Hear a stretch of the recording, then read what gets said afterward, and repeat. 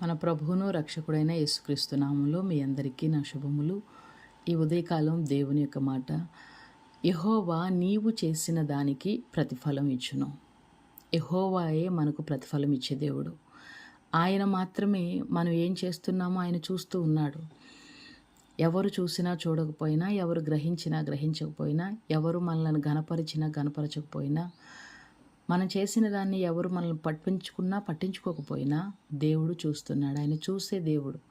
మన దేవుడు చూచుచున్న దేవుడు. అది కూడా ఏం చూస్తాడు? పై రూపం కాదు ఆయన చూసేది, రహస్యమందు చూచు తండ్రి అని ఆయనకు పేరు. అంటే హృదయాంతరంగం చూస్తాడు. కీర్తన 28లో ఒక మాట ఉంటుంది, కొంతమందట దుష్టాలోచన హృదయంలో పెట్టుకుని పైకి సమాధానంగా మాట్లాడతారు, లోపల సరి అయిన మనసు ఉండదు, కానీ పైకి చాలా ప్రేమగా మాట్లాడతారు. అది కూడా దేవుడు చూస్తున్నాడు.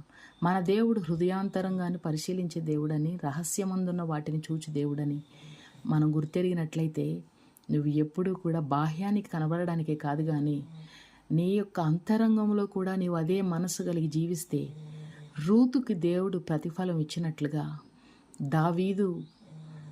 సౌలు దావీదుని వెంటబడుతున్నా, చంపడానికి ప్రయత్నిస్తూ ఉన్నా, దావీదు చేసినటువంటి మంచి పనికి, దావీదు సౌలును చంపనందుకు, సౌలు విషయంలో అతడు ఎంతో సరిగా జాగ్రత్తగా ప్రవర్తించినందుకు దావీదును దేవుడు ఘనపరిచాడు. దావీదుకు ప్రతిఫలం ఇచ్చాడు, రూతుకు ప్రతిఫలం ఇచ్చాడు, గొప్ప బహుమానం ఇచ్చాడు.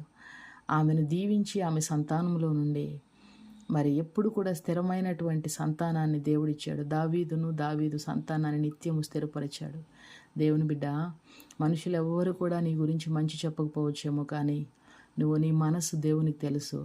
దేవుడు నీకు ప్రతిఫలం ఇస్తాడని నమ్మి అదే విశ్వాసంతో, అదే మంచితనం, అదే ప్రేమ, అదే దయ, అదే ప్రార్థన, అదే సహవాసం కలిగి జీవించేటి కృప దేవుడు నీకు దయచేయనుగాక.